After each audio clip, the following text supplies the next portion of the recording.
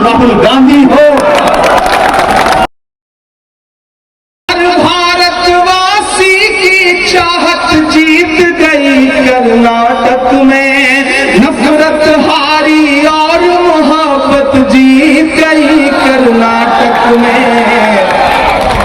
हर भारतवासी की चाहत जीत गई कर्नाटक में, जीत गई कर्नाटक में। अब तैयार रहिएगा, अब मुझे लगे कि मैं करबला के मैदान में खड़ा हूं, सिवंडी में खड़ा हूं, बोकारो में खड़ा हूं, कि नफरत छोड़ो भारत जोड़ो वाला नारा जीत गया। यहां से वहां तक तैयार रहिएगा, दिल्ली तक पहुंचाइएगा अगले मिसरे के शोर को, कि नफरत छोड़ो भारत जोड़ो वाला नारा जीत गया। लाखों वाले सूट से एक टी शर्ट हमारा जीत गया। कि नफरत छोड़ो भारत जोड़ो वाला नारा जीत गया। लाखों वाले सूट से एक टी शर्ट हमारा जीत गया। एक तपस्वी सच का दामन थाम अकेले निकला था, सब झूठों की हार हुई और एक बंजारा जीत गया। उसकी जिद और उसकी बगावत जीत गई कर्नाटक में। नफरत हारी और मोहब्बत जीत गई कर्नाटक में। हर भारतवासी की चाहत जीत गई कर्नाटक में, जीत गई कर्नाटक में। पूरी भाजपा परेशान है कि हार कैसे गए, सब कुछ तो सिर्फ था, हार कैसे गए। सारे नारे भी लगा लिए, प्रधानमंत्री जी ने भी सारे टिकड़म कर लिए, रोड शो भी कर लिए, फिर कैसे हार गए। हम बताते हैं आप कैसे हार गए भाजपा वालों, कि धर्म जाति से उठकर सब इंसान हमारे साथ रहे। धर्म जाति से उठकर सब इंसान हमारे साथ रहे। राम का हमको प्यार मिला, रहमान हमारे साथ रहे। और बोकारो से ये मोहब्बत का पैगाम, भारत जोड़ने का पैगाम पूरे हिंदुस्तान के कोने तक जाना चाहिए। आगाज अच्छा है, अंजाम भी अच्छा होगा, मुझे पता है। अगले जो 2 मिसरे उन्हें पहुंचाइएगा दिल्ली तक, कि धर्म जाति से उठकर सब इंसान हमारे साथ रहे। राम का हमको साथ मिला, रहमान हमारे साथ रहे। तो जो बंटवारा करते हैं बीच में हिंदू मुस्लिम के, उन्हें बताओ बजरंगी हनुमान हमारे साथ रहे। प्यार मोहब्बत वाली विरासत जीत गई कर्नाटक में। नफरत हारी और मोहब्बत जीत गई कर्नाटक में। हर भारतवासी की चाहत। एक तरफ वो नेता खड़ा है जो कहता है मैं सबको गले लगाऊंगा, जो कहता है कि मैं हिंदुस्तान के एक एक शहरी तक जाऊंगा। एक सुबह आपने वो मंजर देखा कि जब नरेंद्र मोदी जी अपने महल में सो रहे थे, तब राहुल गांधी जी कहां थे? चंडीगढ़ से अंबाला के रास्ते में ट्रक में बैठ करके ट्रक ड्राइवरों से बात कर रहे थे। एक सुबह हम सोकर उठे तो हमने देखा कि राहुल गांधी जी कहां हैं? दिल्ली के मुखर्जी नगर में जाकर के यूपीएससी की IAS IPS की तैयारी करने वाले बच्चों के बीच में बैठकर उनसे बात कर रहे हैं। एक सुबह तो हमने ये देखा कि वो भारतीय जनता पार्टी जो सोचती है कि किसी के सर पे छत नहीं रहने देंगे, उनका नफरत का एक बुलडोजर है जो तैयार है लोगों का घर उजाड़ने के लिए। लेकिन हमारी आंखों ने देखा कि एक सुबह ऐसी थी जब राहुल गांधी दिल्ली की शकूर बस्ती में जाकर के उन झुग्गी झोपड़ी वालों के बीच में बैठे थे जिनके सरों पर छत नहीं है। हमारे पास एक ऐसा नेता है और एक तरफ ऐसे लोग हैं कि आज नई संसद का उद्घाटन कर रहे थे। अभी मैं बन्ना गुप्ता जी को सुन रहा था, वो आयतें पढ़ रहे थे, तब मुझे लगा कि मुझे ये बात कहनी चाहिए। एक तरफ प्रधानमंत्री जी उद्घाटन कर रहे थे नई संसद का, सिर्फ एक फ्रेम, एक चेहरा। मैं झारखंड में खड़ा हूं, मैं आदिवासी अस्मिता को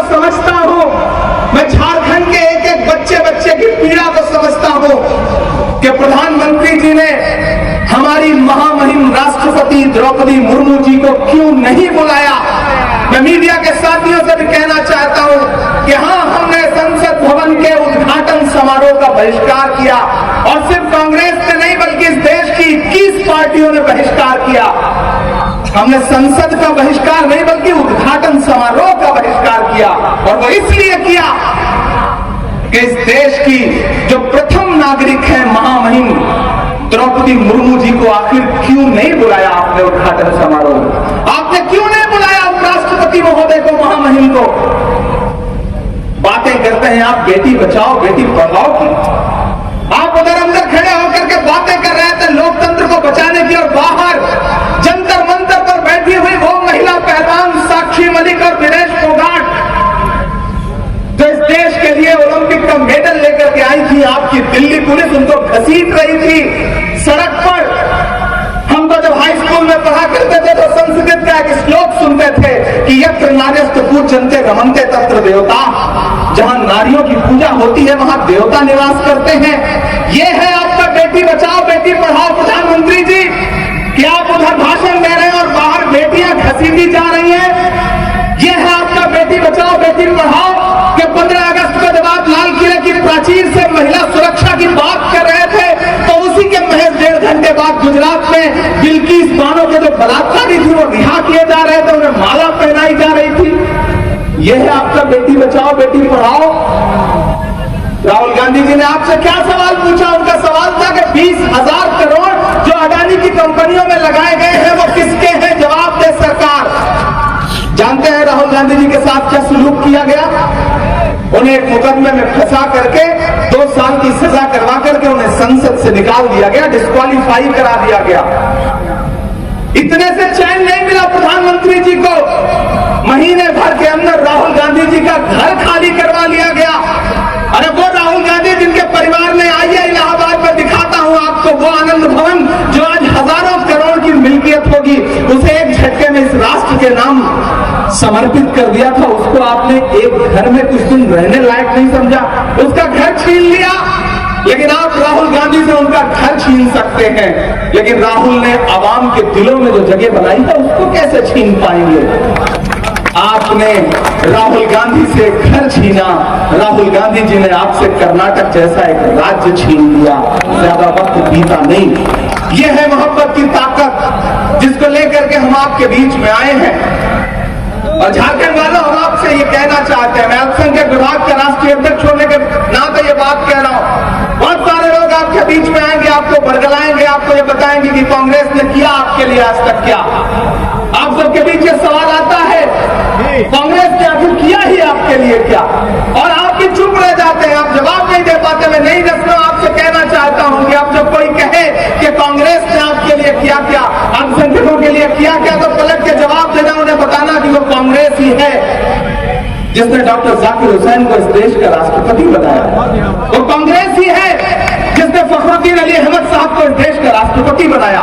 वो कांग्रेस ही है जिसने मौलाना अबुल कलाम आजाद साहब को इस देश का शिक्षा मंत्री बनाया। वो कांग्रेस ही है जिसने सैयदा अनवरा तैमूर को असम का मुख्यमंत्री बनाया। वो कांग्रेस ही है जिसने बरकतुल्लाह साहब को राजस्थान का मुख्यमंत्री बनाया। वो कांग्रेस ही है जिसने अब्दुल गफूर साहब को बिहार का मुख्यमंत्री बनाया। वो कांग्रेस ही है जिसने अब्दुल रहमान अंतुले को महाराष्ट्र का मुख्यमंत्री बनाया। वो कांग्रेस ही है जिसने अभी अभी हालिया दिनों में गद्दारी करने वाले गुलाम नबी आजाद साहब को कश्मीर का मुख्यमंत्री बनाया। वो कांग्रेस ही है जिसने सलमान खुर्शीद साहब के वालिद को, सलमान खुर्शीद साहब को इस देश का केंद्रीय मंत्री बनाया। वो कांग्रेस ही है जिसने ज्ञानी जैल सिंह साहब को इस देश का राष्ट्रपति बनाया। वो कांग्रेस ही है जिसने एंटनी साहब को इस देश का रक्षा मंत्री बनाया। और तो और वो कांग्रेस ही है जिसने एक असरदार से सरदार डॉक्टर मनमोहन सिंह साहब को इस देश का प्रधानमंत्री बनाया।